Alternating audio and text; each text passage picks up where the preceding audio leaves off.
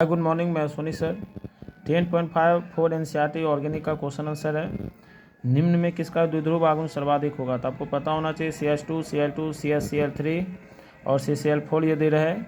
तो सबसे ज़्यादा डायपोल मोमेंटम CH2 Cl2 का होता है, फिर CsCl3 का होता है, फिर CCl4 का होता है। तो आंसर क्या हो जाएगा? 10.4 का 1 हो जाएगा। अब आते हैं हम लोग 10.5 नंबर क्वेश्चन पे आते हैं। तो 10.5 क्या देखेंगे, क्या कह रहा है क्वेश्चन? एक हाइड्रोकार्बन C5H10 अंधेरे में क्लोरीन के साथ अभिक्रिया नहीं करता है, परंतु सूर्य के तीव्र प्रकाश में केवल एक मोनोक्लोरो यौगिक C5H9Cl बनाता है। हाइड्रोकार्बन की संरचना बताएं। 10.5 में आप लोग क्वेश्चन देखेंगे कि C5H10 के बारे में बताने का है। अब C5H10 का कह रहा है कौन सा ऐसा स्ट्रक्चर होगा जो क्लोरीनेशन दिखाएगा। क्या दिखाएगा? क्लोरीनेशन दिखाएगा। तो आपको पता होना चाहिए कि एल्केन कंपाउंड क्लोरीनेशन दिखाता है।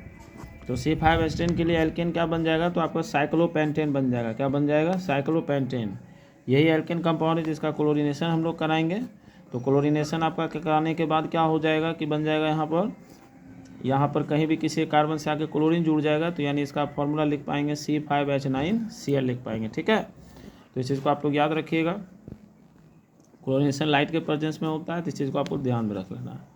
अब आगे आते हैं हम लोग 10.6 नंबर क्वेश्चन पे कि 10.6 नंबर क्वेश्चन क्या है। ठीक है, तो 10.6 नंबर की अगर क्वेश्चन की बात कर लें, C4H9Br यौगिक के सभी समावेशी को लिखना है।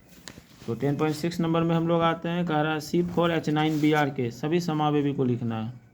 C4H9Br के सभी आइसोमर्स को लिखना है। तो C4H9Br का मतलब हो गया 4 कार्बन के साथ हाइड्रोजन। तो 4 कार्बन के साथ Br, तो एक आइसोमर्स हो गया, दूसरा यहाँ पर से आइसोमर्स हो जाएगा। ठीक है, अब यहाँ पर दे नहीं सकते, अब 3 कार्बन पे ले लेते हैं, एक ब्रोमीन यहाँ दे देते हैं और एक फिर आपका ब्रोमीन यहाँ पर दे देते हैं। तो C4H9Br के आपके कितने आइसोमर्स हो जाएंगे? तो 1, 2, 3 और 4 हो जाएंगे। अब आते हैं हम लोग 10.7 नंबर क्वेश्चन पे कि 10.7 क्या कह रहा है। 10.7 में हम लोग पढ़ेंगे, निम्न में 1 आयोडोब्यूटेन प्राप्त करने की समीकरण को बताएं। 10.7 में निम्नलिखित से 1 आयोडोब्यूटेन प्राप्त करने की समीकरण बताना, यानी इससे 1 आयोडोब्यूटेन बनाना है। तो 10.7 के 1 नंबर में आएंगे, 1 ब्यूटेनॉल से आपको क्या करना है? निम्नलिखित से 1 आयोडोब्यूटेन, 1 ब्यूटेनॉल से 1 आयोडोब्यूटेन बनाना है। तो 1 ब्यूटेनॉल से क्या बनाना है? तो 1 ब्यूटेनॉल से बनाना है 1 आयोडोब्यूटेन।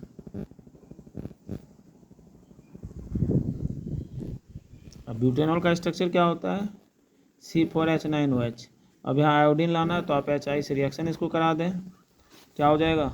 H2O निकल जाएगा, बन जाएगा C4H9I + H2। यही हो गया 1 आयोडोब्यूटेन।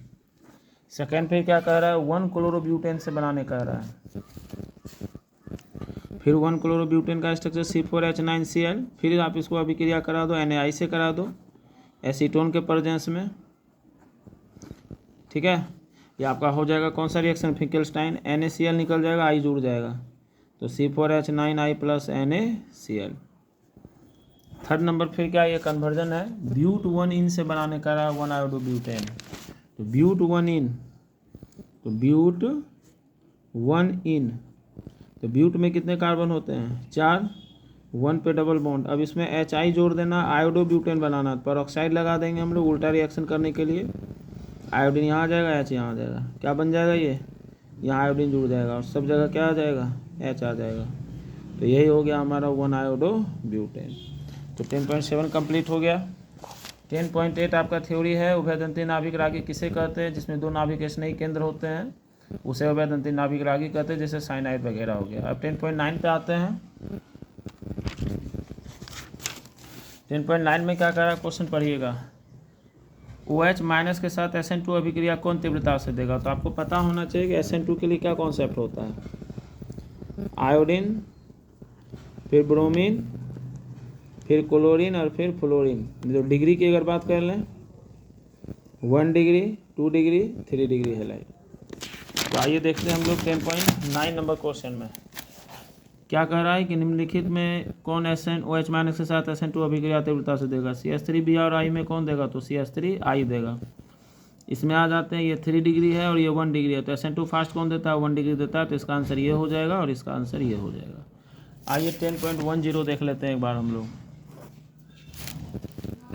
10.10 कह रहा है क्वेश्चन, निम्नलिखित हैलाइडों के इथेनॉल में सोडियम हाइड्रोक्साइड के विहाइड्रोहेलोजनन कराना है हम लोग को। क्या क्वेश्चन है? 1 ब्रोमो 1 मिथाइल साइक्लोहेक्सेन। पहले आप बना लें इसको। तो साइक्लोहेक्सेन कैसे बनता है? ये 6 कार्बन से 1 ब्रोमो और यहाँ 1 मिथाइल। अब यहाँ क्या है कि आप यहाँ देखेंगे कि इथेनॉल में सोडियम हाइड्रोक्साइड द्वारा कराना है इसको, ठीक है। इथेनॉल में ETOH लिखते हैं इथेनॉल, सोडियम हाइड्रोक्साइड में विहाइड्रोहेलोजिनेशन, यानी हाइड्रोजन हेलोजन को निकालना है। यहाँ ब्रोमीन है और यहाँ हाइड्रोजन है, निकल जाएगा।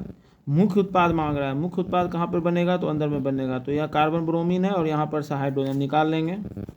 क्या बन जाएगा? यहाँ पर डबल बॉन्ड और यहाँ बन जाएगा CH2। तो ये बन गया मुख्य उत्पाद, प्लस क्या निकल जाएगा? HBr। इसी तरह से आप ये सब में करवा लेंगे। 10.11 का एक क्वेश्चन आपको हम करवा देते हैं, फिर कर लेंगे। निम्न को परिवर्तन कैसे करेंगे? कन्वर्जन है। इथेनॉल से ब्यूट-1 बनाना है।